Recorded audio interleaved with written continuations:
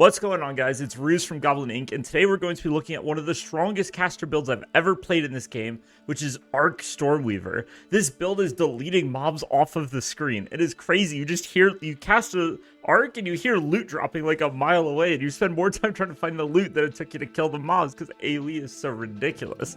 Against bosses, the strongest boss I was able to get footage of was a tier 15 map with a level 2 boss. And then the boss also had 67% extra health. And I killed it so fast with my arc, I couldn't even do my full boss killer rotation, which is supposed to be lightning conduit. But at this point, my damage has outscaled any of the content I'm able to play so hard that I can't even do my full bossing rotation anymore. This is a build that comes online pretty early and it scales into one of the strongest builds in the entire game, most likely. We'll see what ends up happening, but this build is crazy. Yo, Ruse from the future here. I was playing some more tonight and I actually ended up tanking rank 1 overall for Stormweaver levels. So yeah, build's pretty fast. Definitely recommend you play it. Now, this build does have a fairly rough mid-game. Towards the end of the campaign, it is very difficult, and the very start of mapping can also be difficult. However, I'm going to teach you guys everything I learned. I'm currently level 92, absolutely obliterating tier 15, and I have a lot of knowledge to pass on to you guys that is going to make it so much easier for you to reach the point where you can clear maps like what you're seeing. So let's start by talking about the core system of the entire build, the core engine of what makes this thing work. So Arc is slightly reworked this season. Basically, Arc is, you cast it, chains across the enemies, does damage, sounds great, but when we infuse it with lightning, it's going to chain additional times and do 200% more damage. The goal of this build is to lightning infuse every single Arc cast so that it is just doing billions of damage clearing the entire screen, right? And so the way that we achieve that is through cast on elemental ailment. Because we're applying shock so frequently, we're able to ramp this very fast, and in that we're running the snap skill. So snap is going to basically consume shocks. Essentially, it consumes shocks in a big AoE, and all of the shocks it consumes are going to spawn lightning infusions. Those lightning infusions can be picked up, and they buff the arc. As part of this, we are taking kind of a weird node, but it ends up being really strong, which is Shocking Limit, which gives us +1 to maximum lightning infusions. This means we can hold up to 4 lightning infusions at a time, allowing us to run around the map and obliterate everything. Now, in the setup that I'm currently running, I'm actually playing Unleash on my arc. So Unleash is going to make it so whenever I cast my arc, it's going to cast 2 extra times that both do half damage. However, both of those casts will also consume lightning infusions. This is very strong, though, because it gives you so much more burst and so much more area of effect. So if you see me consuming a bunch of lightning infusions, it's through Unleash. Now, there is a couple of important things from our Ascendancy that also help enable this. Well, really one at this point. It's specifically Storm's Recollection. This is particularly powerful against bosses. This is going to make it so whenever you pick up a Remnant, it'll respawn again 3 seconds later. Now, Abyss mobs are tanky enough that you sometimes have to stay in the same area to DPS down Abyss Yellows because they are very strong. But in general, this is primarily only going to be used against boss fights, but it's going to allow it so that every single arc you cast is infused, allowing it to do insane amounts of damage. Now, that's all well and dandy. That's the main system what drives the build, but there's an important piece on Arc that makes this build function as well as it does, which is the increased magnitude of shock inflicted. Whenever Arc shocks enemies, it increases the magnitude of the shock by 50%. So we are coupling that with Strike Twice. So Strike Twice is going to allow us to have 2 shocks on enemies, right? So our shocks are 50% bigger, and we can stack 2 of them. Now Strike Twice does reduce it by 25%, so we lose a little bit of value there. But then our payoff skill is Lightning Conduit, which is going to consume the shocks on enemies to do huge amounts of damage based on the amount of shock consumed. So essentially, the way that this looks is, when we're mapping, we're just running around spamming arcs, and the arcs are just like one-shotting everything, or sometimes you have to cast like 2-3 arcs to finish off a yellow mob, depending on, if you got an infused cast or not. But we basically just use arc for mapping, and then when we get to a boss, we're going to use our arcs to apply shock, and then we're going to use Lightning Conduit to, as far as I've seen, one-shot every boss. I haven't fought a single boss yet where once I had 2 shocks on it and cast Lightning Conduit, every single boss has died, okay? So I'm not really sure how much damage it's actually doing, because I haven't been able to find a mob that's tanky enough for me to actually see the number of this. I mean, right now I know it's doing over 1 million damage, but I don't know what the actual number is because everything just dies too fast. So, but yeah, that's the main idea there. Now, things get a little bit spicier when we start to look at a bunch of our combo pieces with our skills. Now, this build is going to function like a lot of builds do for bossing, where we're going to basically pre-ramp a boss fight so that we can nuke it down as quickly as possible. So, in order to do that, and in order to nuke down the boss, we need to be able to generate lightning infusions against the boss. And that is where Orb of Storms comes into play. So, Orb of Storms does some damage whenever you cast spells. Okay, whatever, it's not very much, who cares? But what makes this so strong is that whenever this Orb of Storms expires, it's going to drop a lightning infusion on the ground. And then we're able to run Overabundance, which is going to give us +1 to limit, so we can run 2 of them. And, importantly, Overabundance reduces the skill effect duration by 50%, and then we can run Compressed Duration to reduce the duration by another 35%. What this ends up looking like is I drop the Orb of Storms here, and if you wait, it's going to expire, and there's our lightning infusion. Pick it up, we get 1, and then it's going to respawn, right, because of our Ascendancy. Boom. So cast 2 of them, right? We get 4 in total, 2, and they respawn. And then you have all kinds of stuff that, you know, reduce chance to consume infusions, etc., etc. It's all coming together. And the next very important piece that we need to look at is Mana Tempest. Mana Tempest is a core element of the build. It's going to be used basically any time that you're going to be casting arcs or any damage spell, like whether you're doing arc or lightning conduit. You always want to have Mana Tempest on before you do. Mana Tempest literally doubles the damage of your skill and allows it to split, increasing the area of effect of your attacks. So this is going to be not only a double damage buff, but also a ginormous area of effect increase. And you can start to see, right, how when you put all these pieces together, how the build is doing so much damage. We're able to sustain these lightning-infused arcs that are doing insane amounts of damage. We're able to generate tons of lightning infusions through Orb of Storms, and we're getting huge damage buffs from Mana Tempest, Elemental Weakness, and everything comes together to a build that just crushes. Now, I want to talk about something that I'm doing right now that I'm not actually sure if it's best, but it feels great, and that is Shape of Winter. The Shape of Winter makes it so that all of my damage will contribute to chill magnitude, which at first doesn't sound that great, but then, you know, you're also taking heavy snows to get this, so you're getting 2 stacks of chill on the mobs. And you can see a lot of the mobs are chilled by like over 50%. And if you read the chill tooltip here, it's going to slow the target, right? And this slow, like this 50% slow, slows both movement speed and attack speed and like cast speed, like all of that stuff. So everything the mobs do, especially like white mobs and stuff, is going to be slowed by 50%. This is actually a very powerful defensive option, right? Because, you know, if you think about it, we're playing ES, and essentially the way that ES works is we have a huge life pool, but it's hard to recover. And so when you're able to slow mobs and make it so they can't attack you as much, make it so they can't move as much, you're able to prevent yourself from getting surrounded and beat down. So this ends up being a very powerful defensive layer that makes the build quite a bit tankier, even though, like, when you first read it, it sounds kind of weird, but the extra survivability here is actually very nice. And when you're doing, like, abysses and stuff, you have those huge elites that just don't die. Having them chilled just makes them that much easier to deal with. So we've covered in a broad level how the build works and what the core engines are that drive it, but now let's start diving into some more of the specifics and really start by talking about the passive tree, because the passive tree is very important. As a lot of you guys noticed, the passive tree has changed drastically for Sorc, and I apologize that I didn't update my tree after my last video after the game came out, but yeah, I've updated it now, so feel free to check out the new link. And for now, let's dive into this new tree and talk about it, because so much has changed, and a lot of this build's power is coming from the new tree. So the first new node is Elemental Force, the first new node that we're taking. This is going to give us 3 to all resistances and 20% increased elemental damage. This is a very high value node in the early game, because obviously the 20% damage is very good, and the 3 all res just makes it that much easier to hit your caps.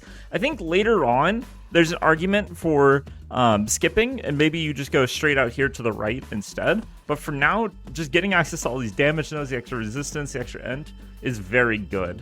So I'll be making like an optimized, like full in-game build later, but I'm still kind of in the early in-game stages, right? Like I'm farming tier 15, but I'm not like in perfect gear. I'm not even playing crit yet. So the next new thing we need to talk about is empowering remnants. So this gives it a chance so that whenever you pick up a lightning infusion, you'll get 2 lightning infusions instead of 1. So this is part of what multiplies our lightning infusion generation against bosses, right? Because we, put down the double over storms, we get 4 in total because of the respawn, and then of those 4, each one has a chance to give us 2 instead of 1, and you can start to see how we're able to generate so many infusions. And as part of that, we're coming over here and taking everlasting infusions, which gives our skills a chance to not remove elemental fusions, but still count as having consumed them, which is really strong. We're getting a total of 20% chance for this to occur. And then we're also taking empowering infusions, where after we consume an infusion, we get 30% more damage. And you can see, like, both these nodes obviously really strong. And again, another multiplier that increases the value of our lightning infusions. I also want to talk about jewels while we're here. Jewels are a very important piece of this build. Obviously, jewels are important in all builds, but jewels are going to be one of our big sources of this 2 stats, magnitude of ailments you afflict, and increased magnitude of shock. Both of those things are additively increasing the magnitude of shock. So you want to have as many jewels as you can with these nodes, because remember, we're basically double dipping into shock damage from lightning conduit, especially when you're in that mid game where you're like early end game and you're not quite beast mode yet. And I assume in the very late game when we're doing pinnacle content, lightning conduit is a very important piece of the build, and it double dips into shock magnitude because the shock magnitude will buff the damage of itself, and also it will consume the shocks and do more damage based on the amount of shock consumed. So shock magnitude, very important. A great source of it is from jewels. At this point, we're going to be coming over here. We're grabbing Drenched. So this batch is really strong because being able to consistently shock is vital to the build, as we discussed earlier with the cast on shock setup, and because, it's just a lot of damage. Drenched also has the added effect of giving 5% damage as cold, and because of our setup, this ends up being about just 5% more damage, so this is a really high value node. 40% chance to shock and 5% damage. Great node. And then Lightning Quick is also very strong because it's going to give us both cast speed and increased lightning damage. And these other nodes we're grabbing here are also giving us more cast speed. Very powerful indeed. And then we've already discussed Shocking Limit, and obviously this is really strong with the extra infusions, allowing you to get better uptime on the infusions. So next up, we are going to be taking all of these nodes, and most importantly, everything else is still the same, right? So we're still getting percent damage based on intelligence, still getting shock duration and magnitude, but here, this node has been changed. So this node not only gives Lightning Pen, but now it also gives 6% of elemental damage as extra lightning, which again, because we have such a low amount of extra damage, this is almost a straight up damage multiplier. Extremely powerful node, and it's giving us some much needed pen. This is currently all of the pen in the build, which is 30%, and then we also have elemental weakness to reduce their resistances even more. I think ultimately what I'm going to do is I'm going to run that new support gem that allows you to treat enemies' resistances as inverted, because pinnacle bosses all have 75% lightning resistance, and instead of investing into like lightning pen and all this stuff, I think you just run the support gem that flips their resistance, but currently it's a very expensive gem. So for now, this is what I am running. There's a few more really important things that we need to talk about, especially defensively. It's something we haven't really talked about yet. But first, I do want to mention this batch of nodes right here that is extremely high value. So because we're chilling with our Ascendancy, we're able to keep 100% uptime on Echoing Frost. Every single attack will chill, so we're always getting this 30% damage increase. We're also always getting this 30% from shocking an enemy recently, because we are always shocking all the time. It's only a 4-second window. And so these points right here are crazy high value in terms of damage. Now, we need to talk about survivability, and specifically how you need to handle your survivability throughout the game. This build is tanky because it kills things off screen. That's what makes this build tanky. It's got a high ES value as well, so you need to take a huge amount of damage to die because you have so much ES. And the idea here is you're kind of supposed to clear out everything, so you're only fighting like one yellow mob or one boss at a time, and you're tanky enough to be able to get hit and not die. So it's important to recognize when you're building your character, if you're dying a lot, not even if, when you are dying a lot, it's important to realize that sometimes the best way to get tankier is to invest into offense, because, again, increasing the kill speed gives mobs less time to kill you. That being said, we are taking, like, all of the high-value energy shield nodes. So, you know, obviously Dampening Shield is really strong, Pure Energy is really strong. We're actually able to afford melding with the mana changes. Our mana costs are perfectly fine. I'm currently running Efficient Casting. I think I could probably drop this, but currently I like to run it. But yeah, the reduced maximum mana from melding is totally fine, and the increased energy shield gain is ridiculous. We're also able to run Patient Barrier for 60% more, and then all those things combined allow us to run Chaos Inoculation because we're able to get so much energy shield. Now, there's a huge question of when should you swap the CI and when should you just play it out. So essentially, you want to swap the CI around 3,000 energy shields. So essentially what it's going to look like is, as you're progressing through the game, you aren't going to be taking very many of these max ES nodes because you have your life pool as well. So you want to prioritize the damage nodes first and then get the ES nodes after. And in fact, what I did is I took even more damage nodes. So I did things like I came down here and grabbed Essence of the Storm. I came over here, I grabbed Affliction Enforcer for more shock chance. I grabbed a bunch of nodes around the tree that gave me more damage instead of investing into these ES nodes early so I could have enough damage to kill stuff so it wouldn't hit me. And then, however, when you're looking to swap the CI, you need to unspec all of those less efficient damage nodes and respec them all into energy shield. So when your energy shield is, you know, like 2,000 or whatever with no investment, that's when you can look to respec, grab all these nodes. That 2,000 will become, you know, 3.5 or 4,000, and then you can take CI and your character will be pretty dang tanky. However, okay, that's all well and good, but when you take CI, you're going to get stunned a lot, which is why it's so important to take a basement so that you don't just get stunned to death every time a mob hits you. So that's the basics of how the passive tree works, and that's kind of how you transition defensively. Remember, in the campaign, I just want to reiterate this because, you know, I didn't say it in this video, I said it in the last one, but in the campaign, you want to play Armor ES. You want to play Armor plus ES. When you get into endgame, you want to start swapping to Pure ES, and then once you have a few thousand energy shield, you want to spec into CI. That's the TLDR of that system. Now, up next, we are going to talk about the gear. So, gear, obviously, extremely important in general. However, there's certain slots that are way more important than any other slot. So, let's start talking about offense, because offense is the coolest part of the build, right?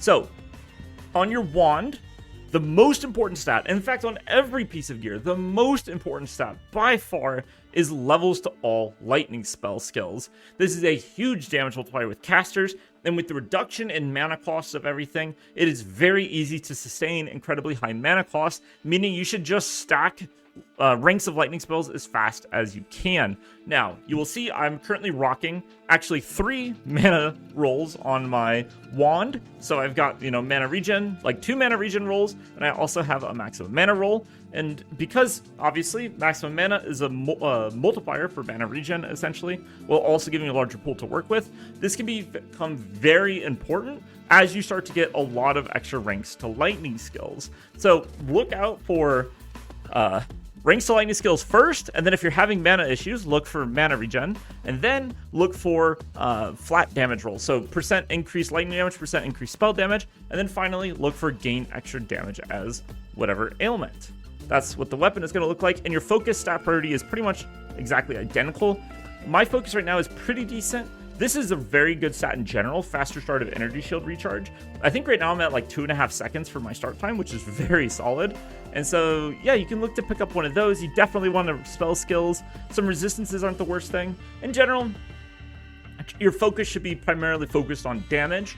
Damage first, survivability second, because again, damage is survivability. On your necklace, the most important thing you can possibly get is spell skills.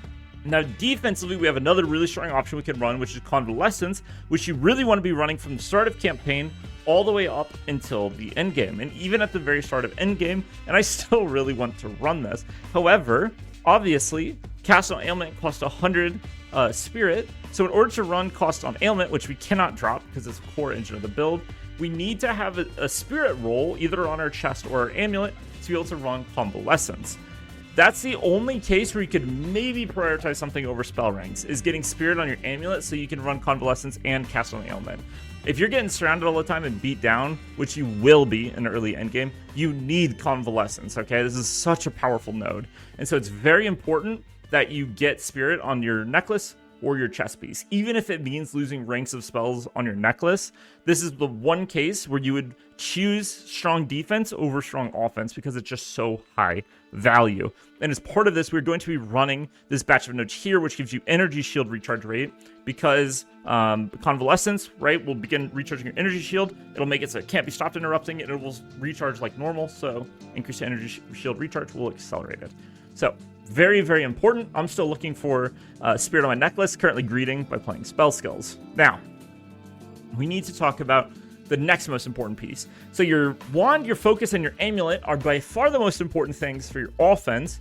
Defensively, your chest is going to be one of the most important pieces. Your chest just needs as much energy shield as you can possibly get. You just want to have a massive ES pool so that you don't get one shot. That is the goal. And this is generally going to be true on gloves, helmet, and boots as well. You're just looking for the most amount of energy shield you can possibly get. Also, you obviously want movement speed on boots. And you're also looking for stats like energy shield recharge rate because it is so strong. Whether you can get energy shield recharge rate or faster start of energy shield recharge, both are very good. But your number one priority is just to get the most amount of ES you can possibly get. On your rings, things like cast speed are really good. Resistances are really good, obviously. Max mana, mana regen, and then any kind of like flat damage. They're all great stats. Right now, I'm basically only using my rings to cap my resistances. Everything else I can get is gravy. So the most important thing is to cap your resistances with your rings. Obviously, so this ring is more of a damage ring. It's got the increase to lightning damage. It's got maximum mana. It's got increased spell speed.